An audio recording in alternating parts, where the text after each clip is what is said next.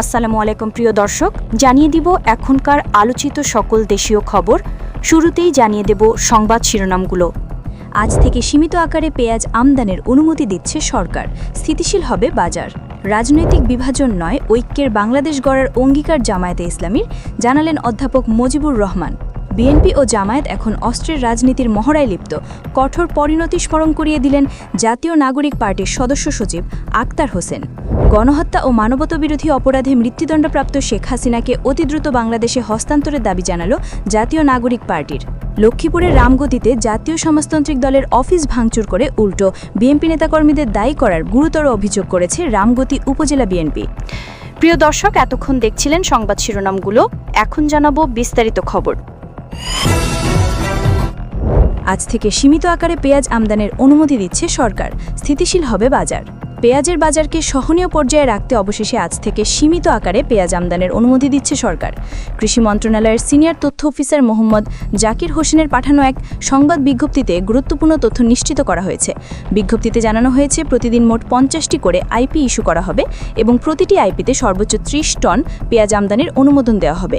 1 August থেকে এ পর্যন্ত যে সকল আমদানিকারক রপ্তানির অনুমতির জন্য আবেদন করেছিলেন, কেবল তারাই পুনরায় আবেদন করার সুযোগ পাবেন। তবে একজন আমদানিকারক একবারের জন্য আবেদনের সুযোগ পাবেন বলেও জানানো হয়েছে। পেঁয়াজের বাজার স্থিতিশীল রাখতে পুনরাদেশ না দেওয়া পর্যন্ত এই কার্যক্রম অব্যাহত থাকবে।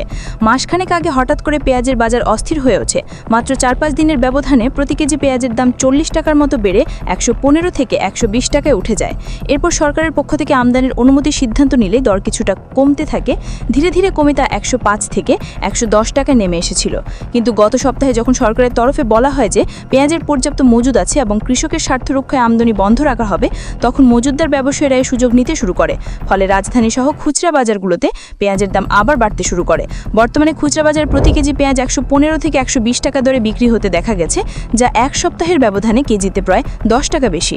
যদিও টিসিবির হিসেবে গত বছরের তুলনায় এখনও 10% কম দর রয়েছে বলে দাবি করা হয়। এদিকে বাজারে নতুন মুড়ি কাটা পেঁয়াজ না আসলেও পাতাযুক্ত পেঁয়াজ বাজারে এসেছে, যা প্রতি কেজি 70 থেকে 80 টাকায় কেনা যাচ্ছে। পেঁয়াজ ব্যবসায়ীরা জানিয়েছেন, আমদানি করা হবে না এমন খবর ছড়িয়ে পড়ায় মজুদদার ও কৃষক পর্যায়ে দর বেড়েছে, যার প্রভাব পড়েছে পাইকারি ও খুচরা বাজারে। এর আগে গত 9 নভেম্বর বাণিজ্য উপদেষ্টা শেখ বশিরউদ্দিন জানিয়েছিলেন, 4-5 দিনের মধ্যে পেঁয়াজের দাম না কমলে আমদানি অনুমোদন দেওয়া হবে। তিনি তখন বলেছিলেন, দেশে প্রচুর পরিমাণ পেঁয়াজের মজুদ রয়েছে এবং আগামী 2 সপ্তাহের মধ্যে নতুন পেঁয়াজ উঠবে। তারপরও যদি দাম না কমে তবে আমদানির অনুমোদন দেওয়া হবে।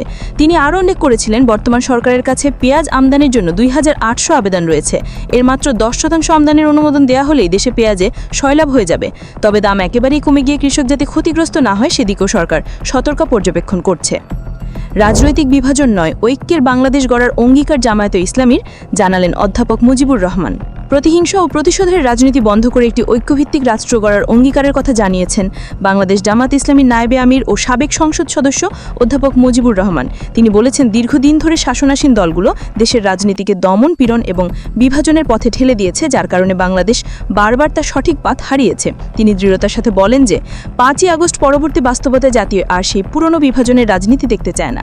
সাধারণ মানুষ এখন বৈষম্যহীন, কল্যাণমুখী এবং মানবিক একটি বাংলাদেশ প্রত্যাশা করে, আর সেই পথে দেশকে এগিয়ে নিতে কাজ করবে জামায়াত। অধ্যাপক মজিবুর রহমান জানান, অতীতে কেউ বাকশাল, কেউ স্বৈরশাসন, আবার কেউ একদলীয় শাসন চাপিয়ে দিতে চেয়েছিল। বিরোধী মত দমনই ছিল সেই রাজনীতির মূল উপাদান। কিন্তু দেশের জনগণ এখন পরিবর্তন চায়। তারা এখন ঐক্যের রাজনীতি, দায়িত্বশীলতা এবং জবাবদিহিতা চায়। তিনি আরও উল্লেখ করেন, খেলাধুলা একটি জাতির মেধা ও চরিত্র গঠনে বড় ভূমিকা রাখে, আর মাদক সেই শক্তিকে নিঃশেষ করে দেয়। জামায়াত বিশ্বাস করে, সুস্থ রাজনীতি ও সুনাগরিকদের মাধ্যমেই একটি ঐক্যবদ্ধ দেশ গড়া সম্ভব। বিএনপি ও জামায়াত এখন অস্ত্রের রাজনীতির মহড়ায় লিপ্ত, কঠোর পরিণতি স্মরণ করিয়ে দিলেন জাতীয় নাগরিক পার্টির সদস্য সচিব আক্তার হোসেন। বিএনপি ও জামায়াত ইসলামী উভয় দলকে অস্ত্রবাজির জন্য দায়ী করে তাদের কঠোর পরিণতি স্মরণ করিয়ে দিয়েছেন জাতীয় নাগরিক পার্টির সদস্য সচিব আক্তার হোসেন।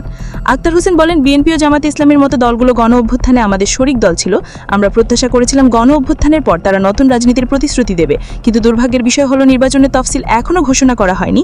এর মধ্যে বিএনপি জামায়াতের মতো দলগুলো অস্ত্রের মহড়ায় কে কার থেকে এগিয়ে যাবে সেই প্রতিযোগিতায় লিপ্ত হয়েছে। আমরা দেখতে পাচ্ছি যে অস্ত্র উঁচিয়ে গুলি করার মতো গুরুতর ঘটনাও ঘটছে।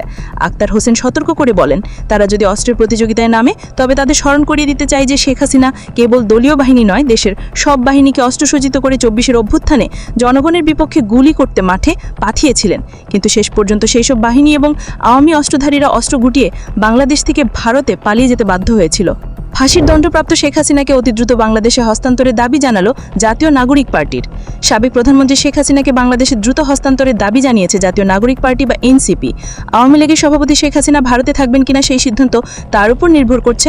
ভারতের পররাষ্ট্রমন্ত্রী এস জয়শঙ্করের এমন বক্তব্যের প্রতিক্রিয়ায় এনসিপি সদস্য সচিব আক্তার হোসেন বলেন, একজন ফাঁসির দণ্ডপ্রাপ্ত আসামি, গণহত্যাকারী, মানবতা বিরোধী অপরাধীর ইচ্ছার উপর নির্ভর করে কোনোভাবে একটি দেশ তার কূটনীতি সাজাতে পারে না। দেশের বিচার বিভাগ ও আপামর মানুষের কাছে শেখ হাসিনাকে অতি দ্রুত হস্তান্তর করার দাবি জানাচ্ছে এনসিপি। ছাত্র জনতার অভ্যুত্থানে ক্ষমতাচ্যুত হয়ে 5ই আগস্ট ভারতে পালিয়ে যান তৎকালীন প্রধানমন্ত্রী শেখ হাসিনা। আন্দোলন দমনে, হত্যাকাণ্ড সহ মানবতা বিরোধী অপরাধে সংঘটিত দায়ে গত মাসে বাংলাদেশের আন্তর্জাতিক অপরাধ ট্রাইব্যুনাল তাকে মৃত্যুদণ্ড দিয়েছে। এরপর অন্তরীণ সরকার তাকে ফেরত পাঠাতে অনুরোধ করলেও নয়াদিল্লি এখনো সাড়া দেয়নি। অভ্যুত্থানে নেতৃত্ব দেওয়া তরুণদের গড়া দল এনসিপি সদস্য সচিব আক্তার হোসেন বলেন, বাংলাদেশের জনগণে বিচ্ছিন্ন করে আওয়ামী লীগ ও শেখ হাসিনার সঙ্গে ভারত যে সম্পর্ক করেছিল তার বাইরে এসে নতুন করে সম্পর্ক গড়তে হলে শেখ হাসিনাকে অবিলম্বে বাংলাদেশে ফিরিয়ে দিতে হবে। এনসিপির এই নেতা ভারতের কঠোর সমালোচনা করে বলেন, ক্ষমতায় থাকাকালীন শেখ হাসিনার সব ধরনের অপকর্মের সাফাই গিয়ে গেছে ভারত। বাংলাদেশে পাতানো নির্বাচন, রাতের ভোটে নির্বাচন, একতরফা নির্বাচনের পেছনে ভারতের সরাসরি হস্তক্ষেপ ছিল। দেশে এত গুম খুন করার পরও শেখ হাসিনাকে ভারত আশ্রয় দিয়েছে। লক্ষ্মীপুরের রামগতিতে জাতীয় সমাজতান্ত্রিক দলের অফিস ভাঙচুর করে উল্টো বিএনপি নেতাকর্মীদের দায়ী করার গুরুতর অভিযোগ করেছে রামগতি উপজেলা বিএনপি। লিখিত বক্তব্যে পৌর বিএনপির সাধারণ সম্পাদক মুর্তুজা আল আমিন বলেন, বিএনপির কোনো নেতাকর্মী জেএসডির অফিস ভাঙচুর বা তাদের কোনো নেতাকর্মীকে মারধর করেনি। তিনি অভিযোগ করেন যে জেএসডি তাদের অফিস ভাঙচুর করে ঘোলা পানিতে মাছ শিকার করতে চায়। এমনকি আমাদের যেসব নেতাকর্মীদের নামে অফিস ভাঙচুরের অভিযোগ ছাপানো হয়েছে, ওই সমস্ত নেতারা একই সময় অন্য একটি দলীয় মিটিংয়ে উপস্থিত ছিলেন। তারা উদ্দেশ্যমূলকভাবে একটি পরিস্থিতি সৃষ্টি করে শান্ত বিএনপি নেতাকর্মীদের উত্তেজিত করতে এমন ন্যাক্কারজনক ঘটনা জন্ম দিয়েছে। তিনি আরও বলেন, 1996 সালে মাত্র একটি আসনের জন্য বিএনপি সরকার গঠন করতে পারেনি। সেদিন আসম আব্দুর রাব আওয়ামী লীগকে সমর্থন করার কারণে আওয়ামী লীগ সরকার গঠন করেছিল। এছাড়া 2018 সালের নির্বাচনে বিএনপির জোটসঙ্গী বিবেচনায় আসম আব্দুর রবকে মনোনয়ন দেওয়া হয়েছিল। ওই নির্বাচনে বিএনপি অসংখ্য নেতাকর্মী আহত হয়েছিলেন, কিন্তু রব সাহেব কারো খোঁজ নেননি, বরং ভোটের আগে তিনি ঢাকায় চলে গিয়েছিলেন। লিখিত বক্তব্যে আরও বলা হয়, গত কিছুদিন ধরে রামগতি উপজেলা আওয়ামী লীগের সহসভাপতি শরাফুদ্দিন আজাদ সোলের সহ বেশ কয়েকজন আওয়ামী লীগ নেতাকে সঙ্গে নিয়ে জেএসডি নেতাকর্মীরা দেশনেত্রী বেগম খালেদা জিয়া, তারেক রহমান ও স্থানীয় সাবেক সংসদ সদস্য এবিএম আশরাফুদ্দিন নিজেকে নিয়ে বিভিন্ন ধরনের ব্যঙ্গ বিদ্রোহ ও অশ্লীল হাসে গালিগালাজ করে বক্তব্য দিয়ে আসছেন। বিএনপি নেতাকর্মীরা দলের হাইকমান্ডের নির্দেশনা মেনে শান্তি শৃঙ্খলা বজায় রেখে দলীয় কার্যক্রম চালিয়ে যাচ্ছে, অথচ মিথ্যা ও কল্পকাহিনী তৈরি করে বিএনপির বিরুদ্ধে জেএসডি নেতাকর্মীরা অপপ্রচার করছে বলে লিখিত বক্তব্যে তুলে ধরা হয়। এ সময় জেএসডির মিথ্যা ও বানোয়াট অপপ্রচারের তীব্র নিন্দা ও প্রতিবাদ জানানো হয়।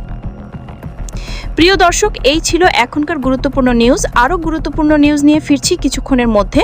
নিউজগুলো সবার আগে দেখার জন্য এই চ্যানেলটি সাবস্ক্রাইব করে আমাদের সাথে থাকুন। ধন্যবাদ।